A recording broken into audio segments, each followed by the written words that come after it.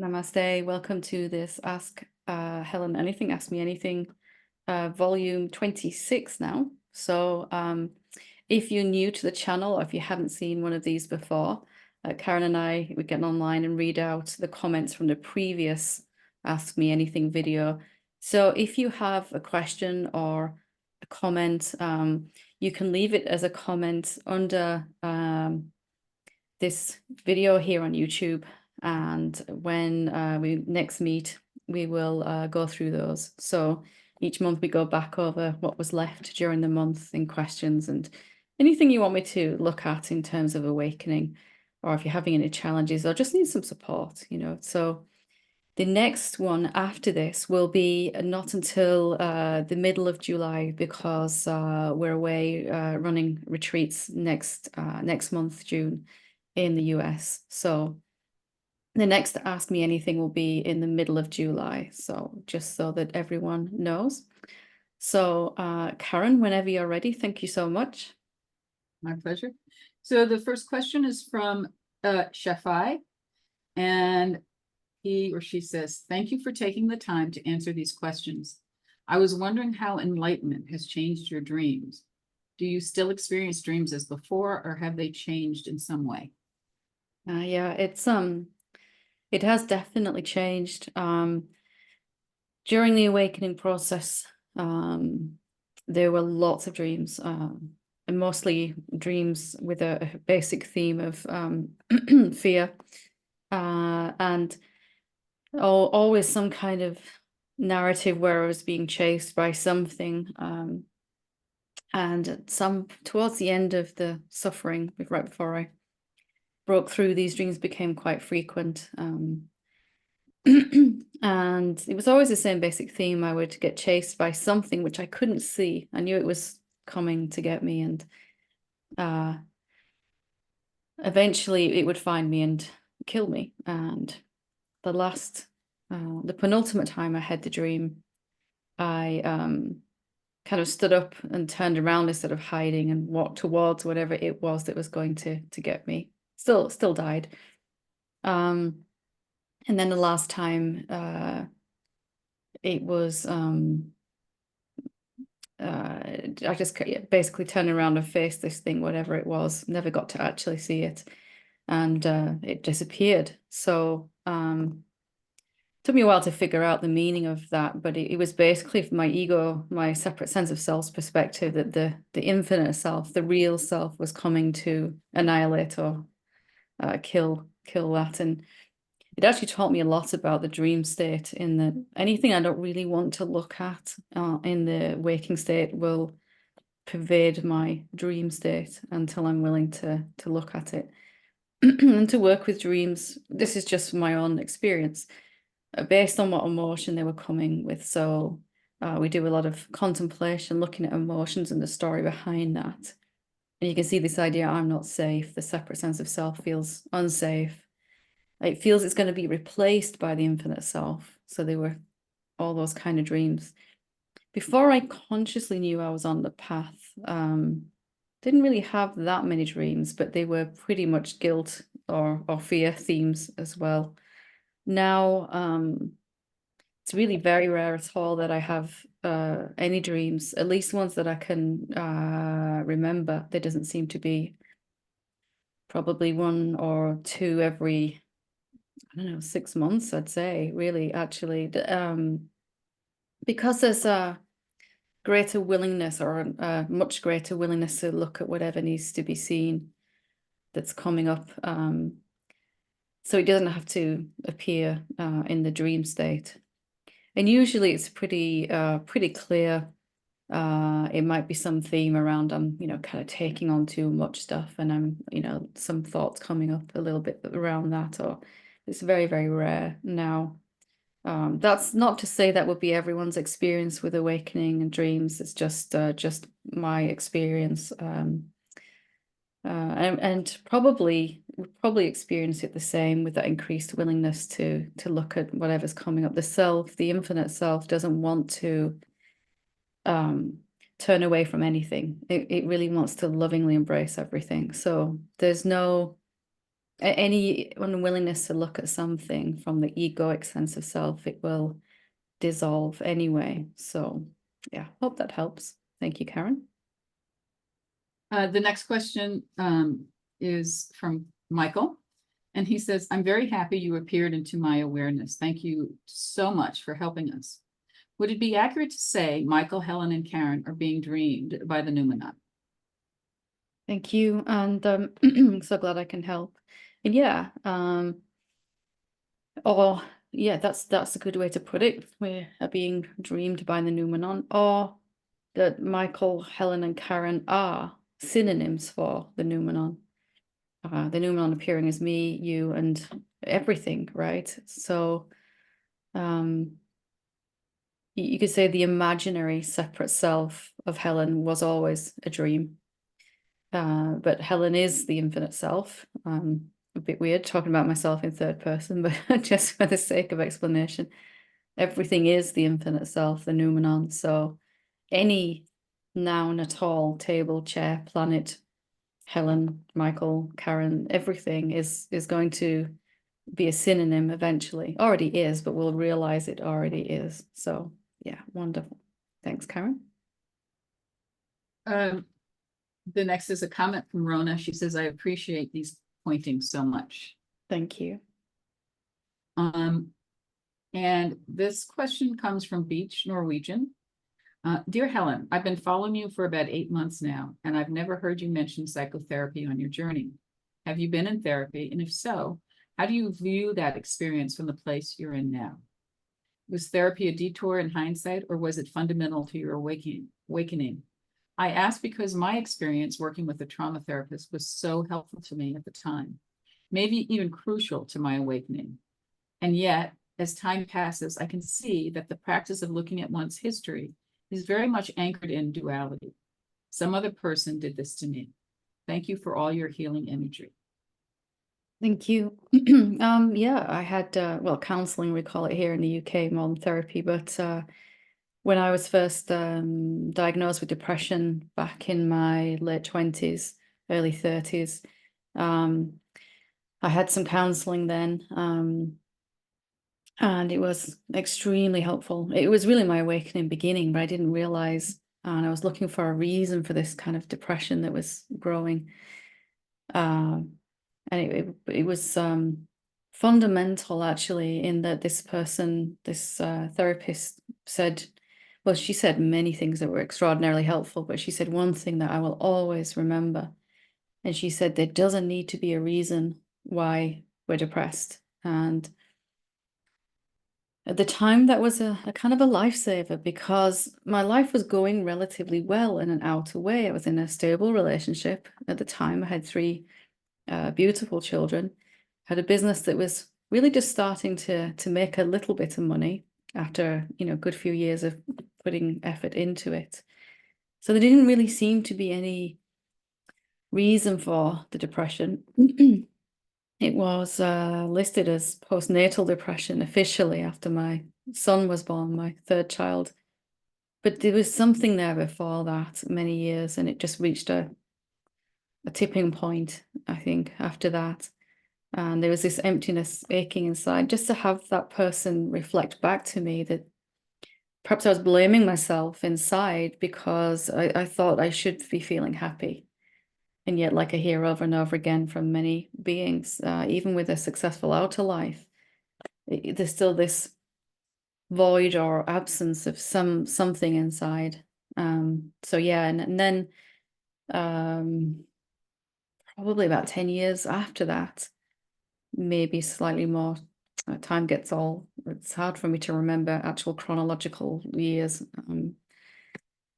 I think about 12 years after that, when my seeing had really started to deepen as to who I was and who I really am. I had some more sessions with a different person, because I was really looking at one particular karmic pattern, and it was around relationships and unworthiness. And this pattern, even though I could see it wasn't true, that it was only true for the separate self, there was a lot of energy and time and focus going to it. And just to have someone again be able to reflect back to me, because my own awakening, I didn't really have a teacher or community that I could talk it out with. And I could feel that my thoughts were all kind of tangled up around it. And it was actually, I know you said that looking at the stories tends to be in duality, but it really wasn't like that for me. It was extraordinarily beneficial to look at it with the willingness to see, and with someone who could ask me some poignant questions just to draw out what I really still thought and felt on an egoic level about it, a separate sense of self level. Because you can see that you're not those patterns, not those stories, not the separate sense of self. But still might be a lot of energy being fed into it, because there was, as there was for me, a big things that have been going on for a long time. We might not even be able to see how we're buying into it until much later. So it was a very, very fruitful and beneficial to have that then. I think it was only like 3 or 4 sessions, because it just gave me exactly what I needed. And it was, and of course I would have come to that clarity on my own at some point, but why prolong that? It was obvious that it wasn't true. But just to have someone help me pull it apart thread by thread was extraordinarily useful. And I don't really see a difference between therapy and awakening. And they're so intertwined on so many levels. It doesn't matter. We're really undoing the structure of the separate sense of self. That's just easier once you've seen that you're not that. In fact, it might even be impossible. My opinion is that it's pretty much impossible to take that structure apart completely while we think we're a separate sense of self, because that feels like we're taking ourselves apart. So absolutely would recommend it. It has been mentioned a couple of times. It's come up in some of these Ask Helen Anything videos, but not in the last 6 months or so. So I suggest going back to some of the ones that we first started with. There's a whole playlist of these on the YouTube channel. And some of those earlier ones as well will have that on there. So yeah, I absolutely. And it doesn't really have to be something in duality. It can be something, the self using another body and mind to help it reflect upon itself and clear itself of the obstacles. So thanks, Karen. Next question is from Ananda. Is it possible to write literature like Harry Potter series while following any spiritual framework? Or does spiritual framework take out a lot of freedoms too, along with freeing us from various wounds and traumas? I would say quite the opposite, actually. I mean, it's been an extraordinarily creative process for me. In fact, my creativity, I mean, I haven't written fiction, but I've written, right after my awakening, I wrote 9 books in 2 years, or they came through me. The stuff that I have always wanted to write about. And still the writing flows now. I'm writing currently a lot for our book club that we have, book study in our graduate program community, commentaries on books. And it used to, as a seemingly separate person, be a lot of inhibitions expressing myself, and any unworthiness or anything like that would really stop the creative flow completely. So you might just find that you can really get into it finally. You can really go for it. This process, this awakening, whatever you want to call it, it hasn't cost me anything at all. It has enhanced everything.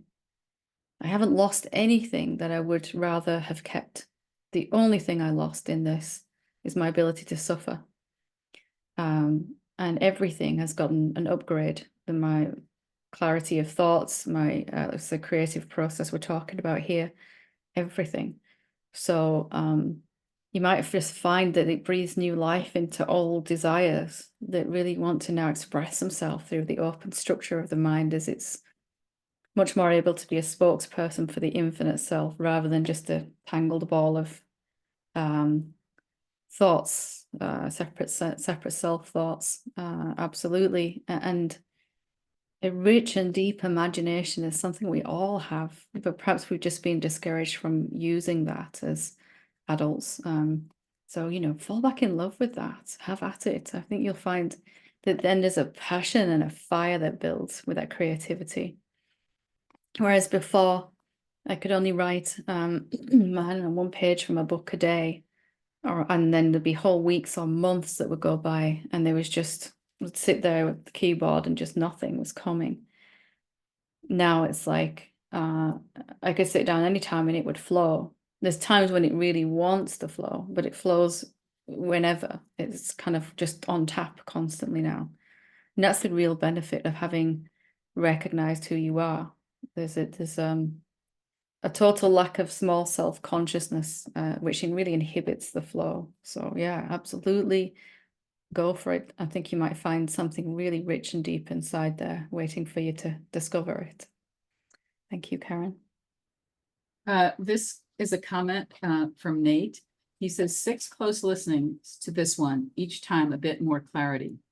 Fear is not caused by the belief to which it appears to be connected, a very common misbelief. Kaboom. Thank you. Glad it's so glad it's helpful. And the next comment is from Cherivas, and she or he says, "You are a treasure." Thank you. Thank you. The next question is from Man Dupree. Thank you, dear Helen, for your detailed and profound answers. I asked about military help for the Ukraine. I've been interested in spiritual questions since my youth. Today, I'm 63 years old and have a long and varied spiritual journey behind me, for which I am very grateful. The question of how to deal with the Ukraine aid has put our spiritual community to severe test. Our essence is love, and of course, our being doesn't want to see suffering and injustice in this world. Buddha was once asked by his disciples, Ananda, when all phenomena and persons are empty, who should we develop compassion for? Buddha answered, for the dreamlike beings who experience dreamlike suffering as real. I understand you, dear Helen, correct. If I understand you, dear Helen, correctly, then the compassionate response of our being would arise spontaneously from our being. Life itself answers, not an illusory me. To be who we really are and to live as that is the most compassionate thing we can do for this world and beings. But being would not exclude either, that a powerful action could express itself spontaneously through us. Maybe we can talk to each other via Skype sometimes. I would be very happy. Thank you, Helen. You are a wonderful and precious teacher. Thank you. And yeah, unfortunately, I just don't have the time these days to do one-on-one sessions or over Skype, etc. Used to do when I had less less to do. But yeah, and I absolutely agree with what you said there.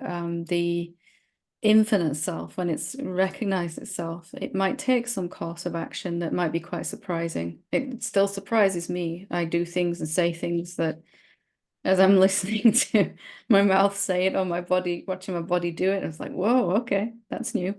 Perhaps things that we wouldn't have ever thought or said or done as a separate sense of someone. And we don't know what that would look like in any particular moment ahead of time, but we find out as we go. So yeah, the compassion doesn't arise for some other. The compassion just arises, as you were quoting from the Buddha, that it's just you recognize that you are everywhere, infinite, the one being appearing as all of this. But you can also see that in some of your bodies and minds, you still firmly believe in being a separate person. And with that comes the very bad dream rather than a pleasant dream. So those dreamlike characters really think they're lost and bound. And with that comes compassion, of course, that that they also realize their own innate freedom already so-ness of that innate freedom. So compassion is just a natural outpouring of the recognition of who we are. And the Buddha, of course, embodied that so completely. And it's natural that after one body and mind has worked it through and released most of the thoughts that were blocking this outpouring of wisdom and love, that of course you wouldn't feel so much that that awakening is finished. You would look out and go, yes, but everyone else is still, or every other body is still stuck in the hall of mirrors that is the egoic sense of self. So compassion naturally arises from there. So thank you for your comment and your question. Very well written. Thanks, Karen. This next comment is from Luchika. I'm quite happy with my life now. I learn and expand, and I am creative. Also, I perceive a lot of beauty around. A few things I still desire, but they are not strong desires. Despite, often I feel strong anxiety. Anxiety by its definition has no reason, but it may be some worry about my family, my parents, they are old. But in any case, anxiety is there. So for me, this anxiety, if we come to realize that there aren't any other beings, we can start to see that there isn't any external reason for this anxiety. For me, fear, anxiety was such a common friend right from my very first memory. And I spent my whole life trying to find a reason why I was scared, why there was this tension, this sometimes very palpable panic. And eventually I began to see it can't be about my family. It can't be about lack of money. It can't be about death even. That it is a symptom or a reflection of feeling that I am a separate sense of self. And so quite often that is the last thing really to come up to be looked at, because we might have had some seeing as to who we already are, the infinite formless beingness, presence, consciousness. But somehow that hasn't, our cells in our body haven't got the memo yet, right? Hasn't gone as deep as it could. For me, that took some extra seeing. Well, if I'm not separate, if I don't have any edge or boundary, if I'm not a thing, an object, a person has a shape, a body has a shape.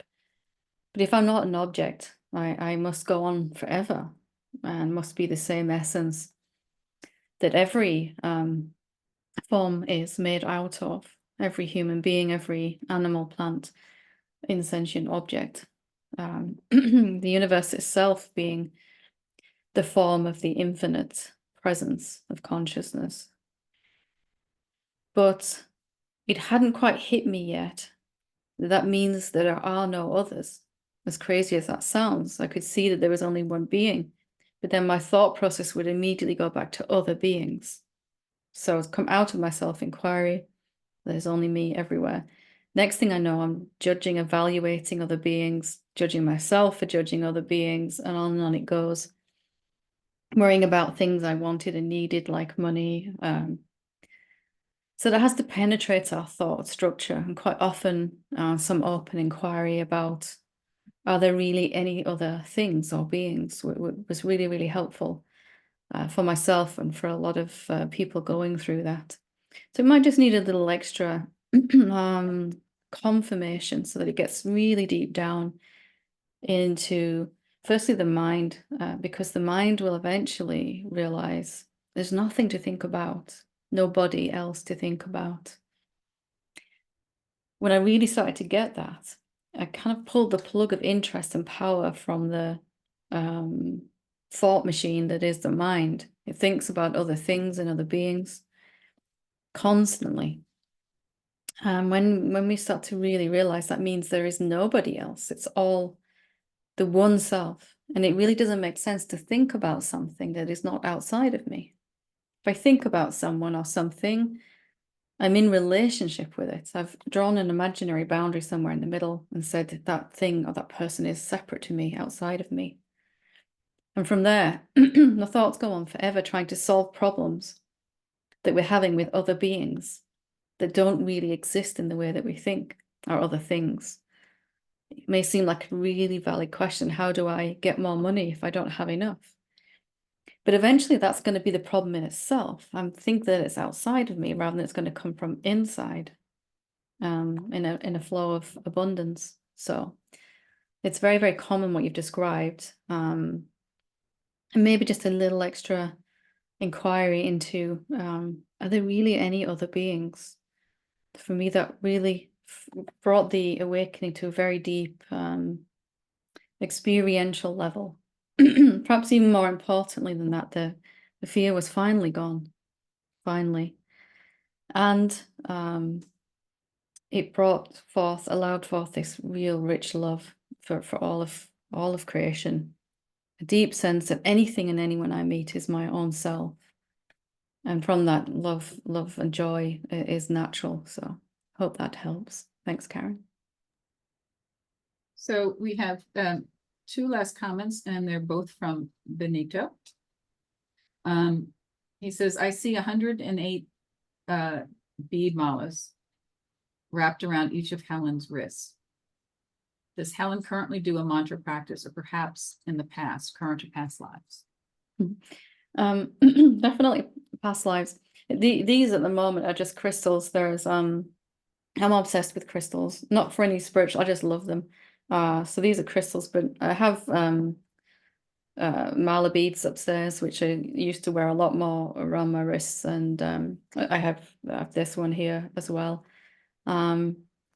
I have worked with mantras. I do love working with mantras. They were never my main path of awakening, so to speak. It was mainly inquiry and meditation, contemplation. But mantras do get the job done, of course. For me, I know I have worked with them previous imagined lifetimes, and in this one too. They brought forth a deep openness and a willingness and devotion. Actually, really allowed the love to begin to flower. Because before that, it was a very dry sort of, all up here realization. However, I did find that I still needed some deep inquiry to really dissolve the sense of separation completely. So yeah, absolutely. I think I probably have as many malas as I have scarves, which is a lot, maybe infinite. Thank you. And then Benito has a second question. A conditional perspective inquiry. Does Helen like chocolate? Commentary is welcome. Truffles, etc. Was that chocolate, did you say? Yes. Yes, absolutely. Yeah, it's one of my great love affairs, that and tea. The difference being now, it's so beautiful that with the before I would just eat as much as I could get my hands on. If I had chocolate in the house when I thought I was a separate being, I would have to eat it. I'd have no control over it, to the point of making myself feel nauseous, and it wasn't just chocolate, it was many other things. Now I can take it or leave it. I can leave some in the fridge, take a little bit and leave some, which is completely different to how it was before. And I absolutely love it because when the mind is cleared, mostly of the old ways of thinking about reality, most of us spend our time thinking about this moment rather than actually experiencing it. And it's not just chocolate, but anything at all that you eat or smell or see. It's got this added dimension of richness. So chocolate, the taste of it, it's like, it's just, and it could be anything at all. I remember clearly the first time having some chocolate after really sort of deeply recognizing who I was. And it was like, oh my goodness, this is so different. I can actually taste it and be there and enjoy it without the guilt thoughts and all of that. And still, I love a good cup of tea. You know, I am English, so tea, you know, my second love affair after awakening, and well, third after chocolate. So absolutely love it. And again, the taste. And I was just out driving about an hour before we sat down to record this, driving through some beautiful a lane with some beautiful trees, and the branches are just kind of hanging over the road, and they're just so full. Some of them have still got a little bit of the cherry blossom on them. Mostly it's gone. The colors, the vivid green, you know, I've never seen it, because when we're experiencing our thoughts about reality, that diminishes quite how much we're willing to, able rather, not willing, to take in through the senses. And the vibrancy of the colors. I mean, sometimes it's just moves me to tears. You know, the colors, the rich oranges in autumn here, and yellows, and the deep reds as the colors are changing. The green on the leaves in the summer, and the pink of the cherry blossoms, and the white is just exquisite. And everything, the plants here in my home, you know, everything looks very, very beautiful. Is experienced, tasted, touched, felt, smelt. We've got this aliveness that's always been there, but we couldn't perhaps notice it before. So yeah, absolutely. I do love chocolate. I do have some self-control with it now, finally, after all this meditation and inquiry. So yeah, thank you. And thank you, Karen, for reading. I appreciate it. My pleasure. So just to sum up again, if you have a question or something you'd like to ask, or you're challenged with something, or you're celebrating something, I'd love to hear from people breaking through as well, right? You know, this thing happened that always happens for me, and there was just no trigger, no contraction inside, you know? How nice is that? You can leave a comment under this video on YouTube, and we'll address it next time we meet up, which will be the middle of July now, because we're away next month on retreat. So if you are coming to one of those retreats, looking forward to seeing you there. If not, I will see you next time I see you. Thank you so much. Namaste.